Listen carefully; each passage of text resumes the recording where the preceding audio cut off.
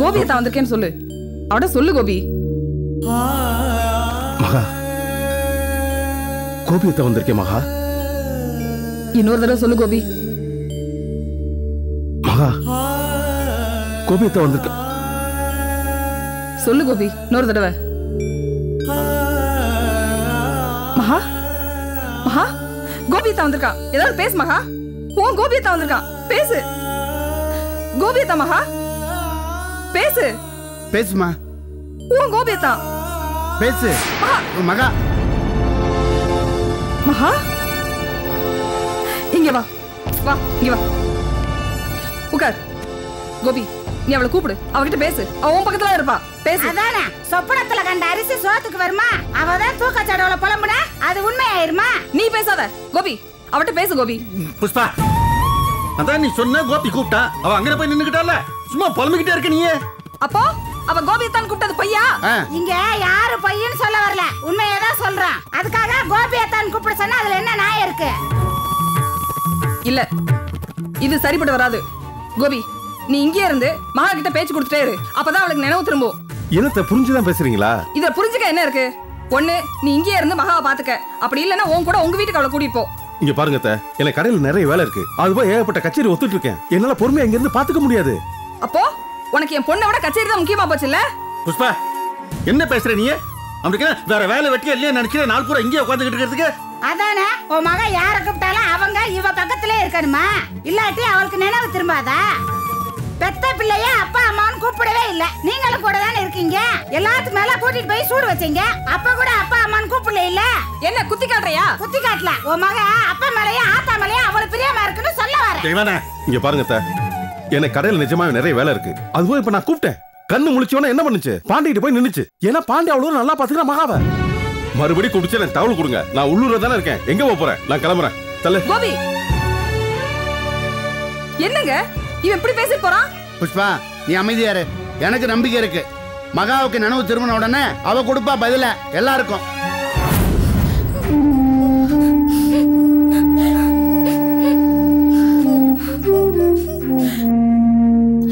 நல்லா வண்டி ஓட்டிட்டு போன மனுஷனுக்கு இப்படி ஆக்சிடென்ட் ஆகணும்? ஏண்டி, அதான் வைத்தியம் பார்த்தாச்சுல்ல, அப்புறம் என்ன? அப்பா, இந்த மாத்திரையை முதல்ல சாப்பிடுங்கப்பா. உங்களை பார்க்கவே ரொம்ப கஷ்டமா இருக்கு. அம்மா, 1 ஹவருக்கு முன்னாடி நல்லதா இருந்தேன். இப்படி எல்லாம் நடக்குன்னு நினைச்சா பார்த்தா எல்லாம் நம்ம நேரம் நல்லாதாங்க இருக்கு. இந்த வீட்ல ஒருத்தி காலடி எடுத்து வச்சிருக்கால, அந்த நேரம் தான் சரி. நீலாவதி, அப்புறம் என்னங்க, இத்தனை நாள் நல்லா தானே இருந்தீங்க. இன்னைக்கு தானே அந்த மவராசி வந்திருக்கா.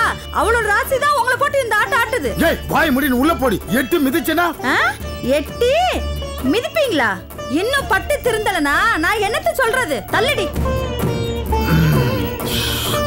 அம்மா, நான் கொஞ்ச நேரம் ரெஸ்ட் எடுத்துக்கிறேன். நீங்க போய் படுங்க.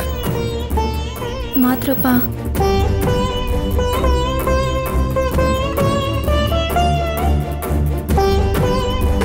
காமு, நான் மற்ற எல்லாருக்கும் பால் எடுத்து கொடுத்துறேன். நீ மூர்த்திக்கு மட்டும் பால் எடுத்து கொண்டு போய் கொடுத்துரு. அடுப்படி வேலையெல்லாம் நானே பார்த்துக்கிறேன். நீ போய் படு போ. சரிக்கா.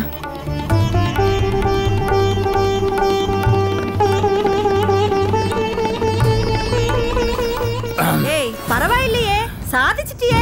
இத்தனை நாள் உங்க வீட்டுல இருந்துட்டு இன்னைக்கு தானே இந்த வீட்டுக்கு வந்திருக்க. இந்த வீட்டு நிலைமை என்ன? மாமனுக்கு இப்படி அடிபட்டுருச்சு, அந்த கவலை எல்லாம் கொஞ்சம் கூட உனக்கு இல்ல. பால் எடுத்துட்டு சந்தோஷமா கிளம்பிட்டா. உங்க வீட்டுல இதெல்லாம் கரெக்டா சொல்லி கொடுத்துருவாங்களோ? வனிதா, இது உங்க அண்ணன் கிட்ட கொடுத்துரு, நான் இங்கே படுத்துறேன். ஏண்டி, உன்னை அடிச்சா கொன்னுடுவேன். எதுக்கும் ஒரு அளவு இருக்கு. பொம்பளை நீ. சீ, இங்க பாருங்க, மாமியா மருமகளுக்குள்ள 1000 இருக்கும். நீங்க எல்லாத்தையும் மூக்க நுழைக்காதீங்க. வாய மூடு. ஏம்மா காமு, அவதான் ஏதோ கோவப்படுறான்னா நீ ஏமா அதை பெருசா எடுத்துக்கிற? பாலை வாங்கிட்டு முதல்ல மேல போமா. நல்லா திட்டு வாங்கி கொடுத்துட்டு இல்ல, சந்தோஷமா பால் எடுத்து போய் கொடுமா.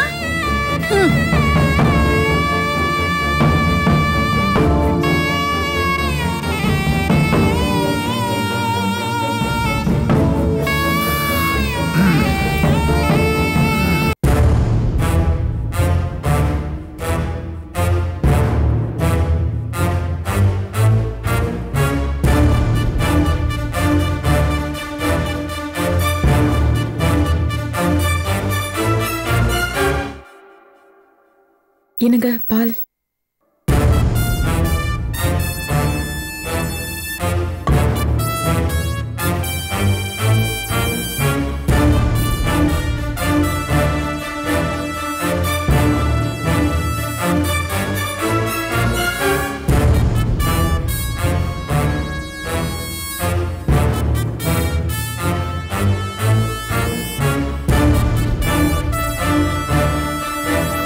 என்னங்க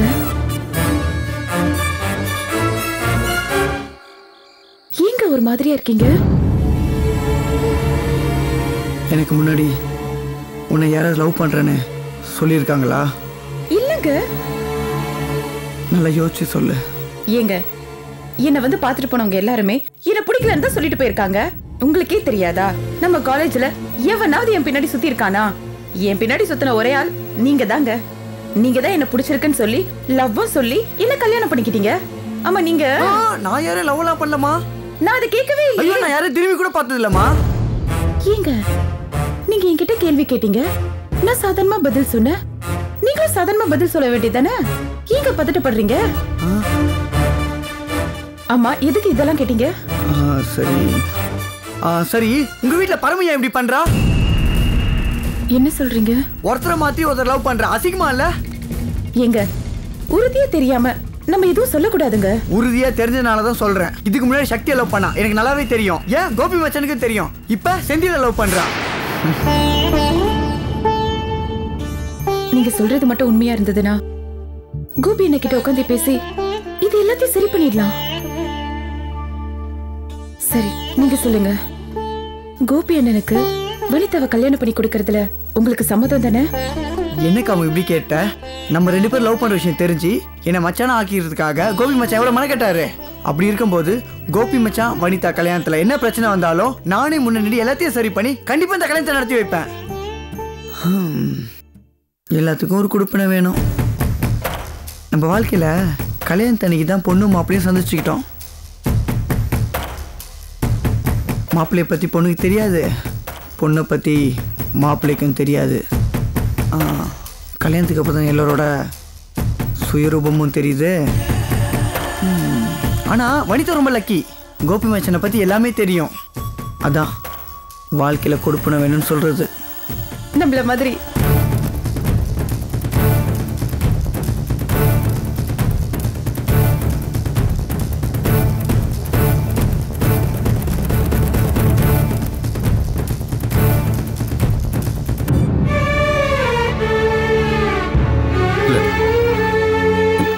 ஏதோ பயம் இருக்குண்ணே. மகா வாய திறந்தா ஒரு வார்த்தை கோபி அத்தான்னு சொன்னான். அவ்வளவுதான். புஷ்பா பொண்ணு ஆர்ப்பாட்டம் இருக்க. அவ நாளைக்கு அவ என்ன பண்ண போறாலும் காத்துக்கிட்டு இருக்க மாதிரி இருக்கண்ணே. மகா கோபியத்தான் கூப்பிட்டதுக்கு அம்புட்டு பண்ணிட்டா. ஆமா, நீ அதையும் கேக்குறீங்க. ஐயோ, அவ ஆய் ஊயின்னு கத்தி உடனே கோபிக்கு போன் பண்ணுங்கன்னு சொல்லி கோபிட்ட போன்ல பேசி அவனை உடனே டேய் கோபின்னு உடனே இங்க வந்தாகணும். நீ மகாவை கூடவே கூட்டு போ, அப்படி இல்லைன்னா மகா கூடவே இங்கே இரு, அப்படி இப்படின்னு ஏகத்துக்கும். மகாவுக்கு மட்டும் உடனே நினைவு திரும்பிச்சுன்னா என்ன நடக்குமோ பயமா இருக்குண்ணே. அதான்டா எனக்கும் புரியல. ஏன் புஷ்பா இப்படி பண்றா? ஏன் இப்படி பண்றாளா? அவ என்னைக்கு இங்கே பாண்டி தான் மருமகனை ஏத்திருக்கா? ஏதோ மகா கூட பாண்டி இருக்கிறதுனால இத்தனை நாளா விட்டு வச்சிருக்கா. இல்லனா உண்டு இல்லன்னு ஆக்கிருப்பா. இன்னும் என்னென்ன குத்தெல்லாம் பண்ணிருப்பா தெரியுமா? புஷ்பாவுக்கு எடுத்து சொல்லலாம், சொன்னாலும் கேட்க மாட்டா. ஒருவேளை அவ கேட்டா கூட அவன் புருஷன் இருக்கான வெக்கற புத்தி, அவன் கேட்கவே மாட்டான். அதெல்லாம் இருக்கட்டும்னே, மகாக்கு மட்டும் உடனே நினைவு திரும்பி வந்தா அவ என்ன பண்ணுவாளோ? என்ன பண்ணுவா? நேர வீட்டுக்குள்ள வந்து கோபியத்தான் தான் என் புருஷன்னு கத்துவா. அவ அப்பன ஆத்தாலும் வீட்டுக்குள்ள புகுந்து வீட்டையே குட்டிச்சுவராக்கிடுவாங்க. ஏன் மீனாட்சி ஏன் இப்படி எல்லாம் பேசுற? நான் கோவமா பேசினாலும் நயந்து பேசினாலும் இதுதாங்க நடக்கும். மகாக்கு மாத்திரம் சுயநினைவு வந்துருச்சுன்னா அடுத்த நிமிஷமே இங்க வந்து நிப்பாங்க. அப்ப கோபிக்கும் வனிதாவுக்கும் கல்யாணம் அது எப்படி நடக்கும்? கோபிக்கு ஒரு நல்ல காரியம் நடக்காது, அவ அது நடக்கவும் விட மாட்டான். மீனாட்சி கொஞ்சம் அபசகனம் பிடிச்ச மாதிரி பேசாம. சும்மா ஒரு பேச்சுக்கு பேசாதீங்க. அன்னைக்கு நான் கோபி கல்யாணம் சொல்லும் போது நீங்க இது தேவைதானான்னு சொன்னீங்க. நாளைக்கு மகா குணமாயி வீட்டுக்குள்ள வந்துட்டானா அந்த புஷ்பா வெளியே நின்னு கத்துவா, சாமி ஆடுவா. நீங்க என்ன பண்ணுவீங்க? ஒன்னா அண்ணனும் தம்பியுமா சேர்ந்து அவளை சமாதானப்படுத்துவீங்க. இப்ப சொல்றேன். அன்னைக்கு ஸ்டேஷன்ல தான் மகா மானம் போயிடக்கூடாதுன்னு நீங்க சொன்ன ஒரு வார்த்தைக்காக பயந்துகிட்டு நம்ம பொண்ணோட வாழ்க்கை அழிஞ்சிடக்கூடாதுன்னு அந்த பிரேசோட முஸ்பாவும் அமைதியா போயிட்டாங்க. மகாக்கு நினைவு வந்தா எல்லாமே அவளே பாத்துக்கிடுவாங்க. உறுதியா சொல்றேன், தனக்கு கிடைக்காத கோபி வேற யாருக்குமே கிடைக்க கூடாதுன்னு தான் உயிரையும் கொடுக்க கூட தயாரா இருப்பாங்க. எல்லாரையும் இப்படி பயமுறுத்திட்டு இருக்காது மீனாட்சி. ஏன் நான் சொல்லும் போதே உங்களுக்கு உதறதா? நடக்குங்க. மகாக்கு சுயநினைவு வந்துருச்சுன்னா இது அத்தனையுமே நடக்கும். என்ன நீங்க அது நடக்கும் இது நடக்கும்னு நம்ம விரும்பாத ஒன்னையே சொல்லிக்கிட்டே இருக்கீங்களே, போங்க நீ. வேற என்ன சொல்றீங்க? நாம நல்லது நினைச்சு அது நடக்காம போய் நம்ம எல்லாம் அழக்கூடாதுல்ல. அதுக்கு நாம இப்பயே தயாரா இருந்துக்கணும். அண்ணி, நடக்க போற கெட்டதை நினைச்சு நம்ம பயப்படாம நடக்க போற நல்லதை நம்ம யோசிக்கலாம்ல. இப்ப என்ன மகாவுக்கு நாளைக்கே சுயநினைவு வந்து நம்ம வீட்டு வாசல்ல வந்து நின்று கோபியத்தான் கத்த போறாளா? இல்ல நம்ம கோபிக்கும் வனிதாவுக்கும் கல்யாணம் பேசி இருக்கோம்ல, அந்த கல்யாணத்தை எல்லாருமா சேர்ந்து சீக்கிரமா முடிச்சு வச்சா சரியா போச்சு. அண்ணே, ராசப்பா சொல்றது 101 வார்த்தை அண்ணே. ஆமாண்ணே, நம் கோபிக்கும் வனிதாவுக்கும் உடனே கல்யாணம் பண்ணிடுவோம் அண்ணே. இப்ப மட்டும் மகா நினைவு திரும்பி வந்தான்னு வச்சுங்கண்ணே, கோபி பாண்டி 2 பேருக்குமே பிரச்சனை தான் அண்ணே. பாண்டி பத்தி எனக்கு ஒன்றும் கவலை இல்லை. கோபி அப்படி இல்லைண்ணே, அவன் இந்த குடும்பத்துக்காக ஓடா தேஞ்சிருக்கானே. அவனுக்கு ஒரு நல்ல வாழ்க்கை அமைச்சு கொடுக்கறது நம்மளோட பொறுப்பு இல்லையா? ஆமா, பாத்துக்குங்க. இப்பவே உனக்கு ஒரு கல்யாணத்தை பண்ணி வச்சா தான் ஆச்சு. இல்லைன்னா காலம் முழுக்க கோபி என்ன மாதிரி தான் இருக்கும். என்னடா இது அண்ணே? அது என்னை மாதிரி மெண்டல் ஆயிடுவான்னு நான் சொல்லலண்ணே. காலம் பூரா கல்யாணம் பண்ணிக்காம என்னை மாதிரி அவன் கஷ்டப்படுவானேன்னு தானே சொன்னேன்.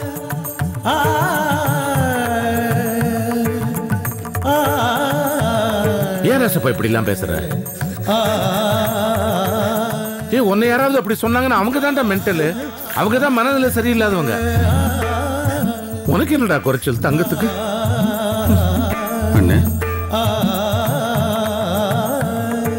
பண்ணலாமே இல்ல, முடிவு பண்ணு. சம்பந்தி சொல்லுங்க சம்பந்தி. ஒன்றும் இல்லை சம்பந்தி, எல்லாம் நல்ல விஷயமா தான் ஃபோன் பண்ணேன். நாளைக்கு மதியம் ஐயரை கூப்பிட்டுட்டு வீட்டுக்கு வந்துடுறேன்.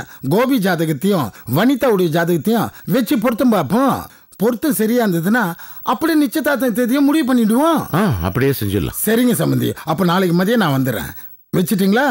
சரிங்க சம்பந்தி. கோபி வனிதா ஜாதக நிச்சயம் விஷயமா ஐயரை கூட்டிட்டு நாளைக்கு பகல இங்க வராரு. அண்ணே, ரொம்ப கரெக்ட்னே. நம்ம எல்லாருமே இப்ப அதை பத்தி தான் பேசிக்கிட்டு இருந்தோம். அவங்க வந்த உடனே இதை பத்தி பேசி சட்டு புட்டுன்னு ஒரு முடிவு எடுத்து கல்யாணத்தை முடிச்சு வச்சிருவோம்னே. ஆமாண்ணே, இதுக்கு மேல இதை தள்ளி போடவே கூடாதுண்ணே. சரி.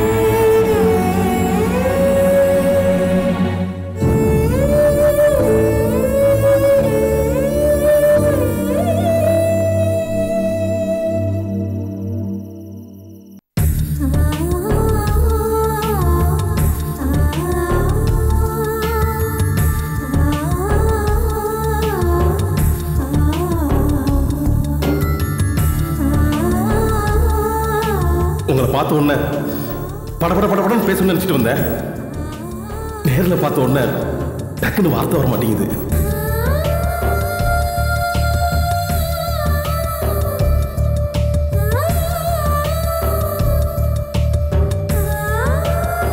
காஜா சொன்ன மாதிரி லைன் கிளியர் ஆயிடுச்சு மேடம்.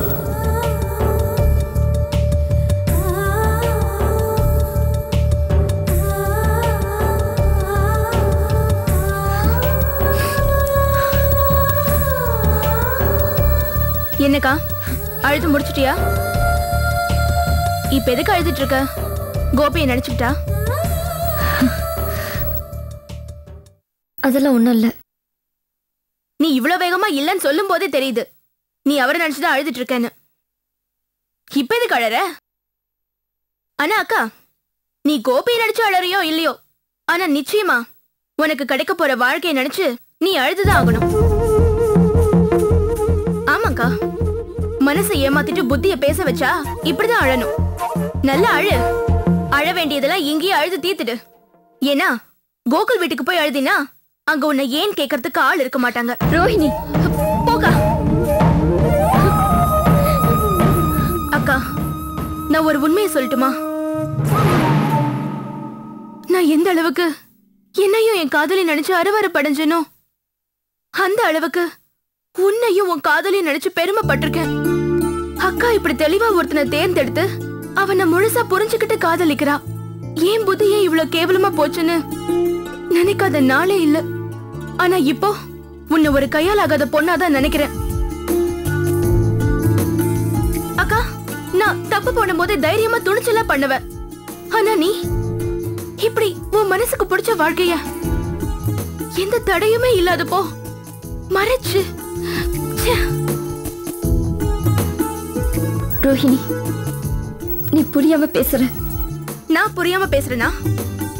நீ சொல்லலாம், நீயே வாழ்க்கையில தோத்து போனவ, நீ எதுக்கு எனக்கு அட்வைஸ் பண்ற? உனக்கு அதுக்கு தகுதியே இல்லைன்னு நீ சொல்லலாம். ஆனா நீயும் என்ன மாதிரி தோத்து போயிடாதுன்னு நான் சொல்றேன். எனக்கு அந்த தகுதி இருக்கு.